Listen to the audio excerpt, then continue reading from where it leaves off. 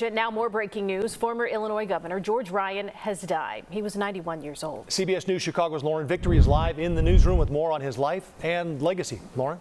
Joe and Erica, I'm told former Governor Ryan was in Florida recently with his family and started to feel weak. He came back to Illinois, entered hospice yesterday, and was gone this morning.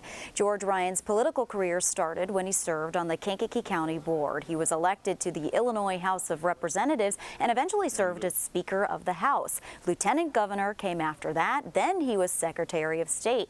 Ryan only served one term as governor because of a scandal involving the payment of bribes in exchange for truck driving licenses. One of those drivers was involved in a crash that killed 6 children. Attorney Dan Webb represented Ryan during the corruption trial, which took 6 months and ended with a 6.5-year prison sentence.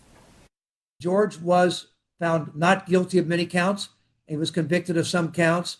But I've always said, and I believe deep in my heart, that really does not detract from his courageous acts when he was governor of Illinois. Webb and many others I spoke with today talked about the impact of Ryan's decision about inmates on death row. He made national headlines in the year 2000 when he ordered a moratorium on the death penalty. He later commuted the death sentences of more than 160 people. Republican Jim Durkin was in the House of Representatives while Ryan was governor. He was considered old school, something that we don't talk about anymore. He wouldn't do well in Washington right now. Old school's not bad. He found ways as a Republican governor to bridge the gap between Democrats and Republicans on very, very important issues. Likewise with labor and management. And we don't see that too often anymore. Ryan's chief of staff, Scott Faywell, also praised the governor's ability to work across the aisle. He sent us a statement that read in part, "He was a great leader as well as a good and compassionate man.